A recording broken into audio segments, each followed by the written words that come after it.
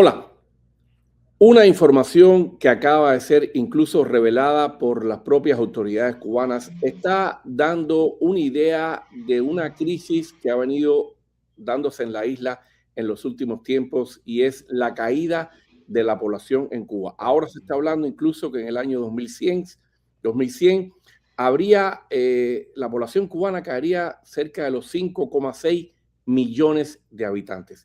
Hoy me place muchísimo conversar con Yaxi Cires, director de estrategias del Observatorio Cubano de Derechos Humanos. ¿Y por qué con él? Precisamente este observatorio viene desde hace varios años haciendo un informe detallado sobre el estado de los derechos sociales en Cuba. Muchos de ellos, evidentemente, son las causas fundamentales para que cada vez más la población cubana siga cayendo en su totalidad dentro de la isla. Yaxis, gracias una vez más. Hola, un gusto estar con ustedes. Saludos. Yaxi, ¿te sorprende este dato? 5,6 millones de habitantes en el año 2100, lo dice incluso las autoridades de la Comisión de Atención a la Dinámica Demográfica, o sea, funcionarios del propio régimen. ¿Te sorprende en este sentido, primero que todo? Mira, no me sorprende, pero sí me preocupa. Es una realidad tremenda que quizás por los problemas que cada ciudadano tiene todos los días, no detalla en eso, pero es un país, es una nación que va camino a apagarse demográficamente. Y también a eso hay que sumar el otro problema, que es una nación que va envejeciendo.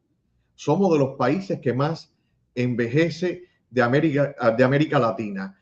Creo que somos el primero o el segundo con una población más envejecida. Por tanto, esta cifra, aunque la esperamos, nos preocupa y es una llamada de atención urgente para no solo para las autoridades, sino para la nación, para la sociedad civil como tal. Ahora, Yaxis, el informe del Observatorio sobre el estado de los derechos sociales en Cuba, que ustedes lo han venido haciendo en los últimos años, da muchas de estas causas de por qué los cubanos o se van o no quieren tener hijos en Cuba, sencillamente pierden la esperanza de vivir en ese país. ¿Por qué tú crees que está pasando esto? Tomando en cuenta incluso el propio informe que hacen ustedes. Mira, en gran medida o mayoritariamente porque Cuba lamentablemente no es un país vivible. Y perdonen la palabra o la expresión. Es muy difícil, es un acto heroico, por ejemplo, llevar un plato de comida a la mesa de la gente. Nuestros estudios indican que 7 de cada 10 cubanos tienen que privarse de una, dos o de las 3 comidas diarias, que solamente el 4% consiguió medicinas en el sistema de salud. Es decir, la gente vive en la extrema miseria. De hecho, el 89% de la población vive en la extrema pobreza.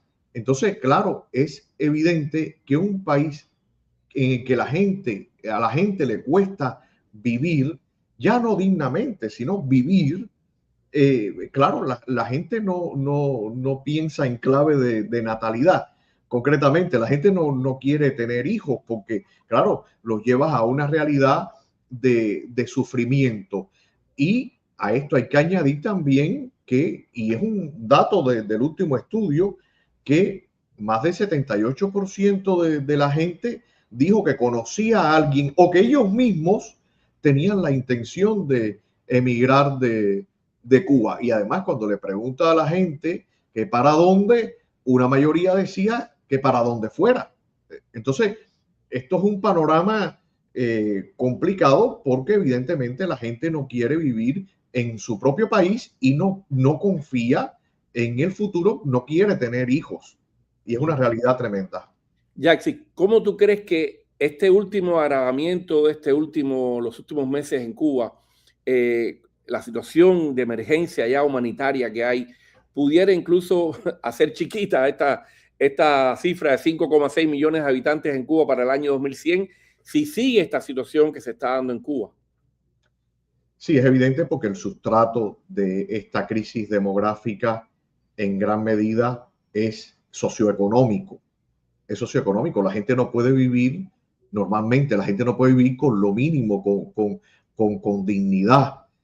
Entonces, también está la falta de respuesta a esta situación genera desesperanza y evidentemente todo lo que tiene que ver con el proyecto de vida de la gente, el proyecto de vida personal, el proyecto de vida familiar, tiene que ver también con la esperanza que te transmita un país. Yo creo que desde el punto de vista de las organizaciones democráticas, tenemos que responder inmediatamente, nada más que haya la primera posibilidad de comenzar la transición. Tenemos que responder a la realidad humanitaria que está conectada con la realidad demográfica. También va a haber que responder con medidas técnicas al problema de la seguridad social, porque tenemos una población envejecida y cada vez hay menos gente joven y por tanto la gente joven con sus contribuciones a la seguridad social va a tener que mantener a una mayoría de la población envejecida. Es decir, tenemos grandes retos, tenemos que establecer políticas para promover la natalidad desde el punto de vista fiscal, de impuestos, ayudar a las familias que quieran tener hijos. Es decir, desde el punto de vista democrático y de la oposición, tenemos grandes retos. Pongo esto sobre la mesa porque estoy seguro que los próximos meses y años en Cuba no solamente los escribirá el régimen y su desesperanza, sino también otro panorama político, desde luego, en el que sí responderemos a estas realidades humanas y existenciales que preocupa a la gente. En tu opinión, ¿hay mucha esperanza de un cambio en Cuba, de un cambio que al menos le dé un camino diferente para los cubanos? En tu opinión, ¿el agravamiento de esta crisis demográfica en Cuba es tal que ni siquiera en un principio este cambio que pudiera traer cierto respiro y alivio a los cubanos pudiera detenerse? ¿O tú crees que todavía se está a tiempo de esto? No, yo creo que, mira, estos asuntos no se generan de la noche a la mañana. Estos son temas que toman generaciones. Lo que sí puedo decir en favor por ejemplo, de una transición pacífica, de una transición en Cuba, política, económica y social, como la proponemos, es que sí existiría una preocupación por ese asunto. Pero si esos problemas demográficos y los problemas de envejecimiento no los comenzamos a abordar desde el minuto número uno de la transición, estamos abocados a un problema tremendo. Es casi la desaparición de una nación por exilio, por envejecimiento y por muertes, porque muere más gente que la que nace. Entonces, eso es un grave problema. No se soluciona de la noche a la mañana, ojalá, pero en la medida en que uno comienza a responder de manera más rápida y más efectiva a estos problemas, tenemos más posibilidades de que en realidad todo eso quede en una preocupación de las organizaciones internacionales. O sea, yo pienso que quizás la gente tenga una nueva esperanza cuando vea un cambio en Cuba, incluso un regreso de muchos exiliados, que le traiga una dinámica a eso. No sé si te parece que eso pudiera ser también.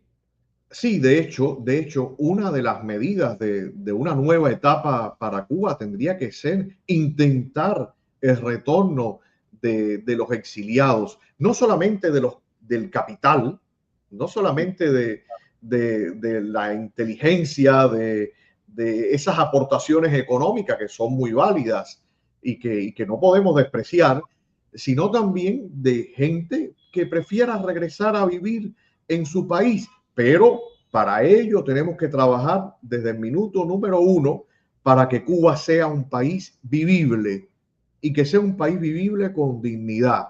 Y eso no se logra, evidentemente, si no trabajamos de manera rápida, de manera contundente en cambios políticos, económicos y sociales. Pero sí, yo creo que no es la única medida. pero el retorno de muchos cubanos sería algo importante desde el punto de vista demográfico y de la reactivación de la vida social del país. Sí, sobre todo lo más importante es lo que tú dices, o sea, hacer de Cuba una vez más, una tierra para que los cubanos deseen vivir y hacer futuro en ella. Yo creo que eso es lo fundamental y me parece que es un reto, como bien tú dices, para desde el primer día de un cambio en la isla. Sí, exacto, sí. Jack Siciles, director de estrategias del Observatorio Cubano de Derechos Humanos. Gracias una vez más por acompañarnos. Gracias a ti y bueno, y a las personas que nos van a ver.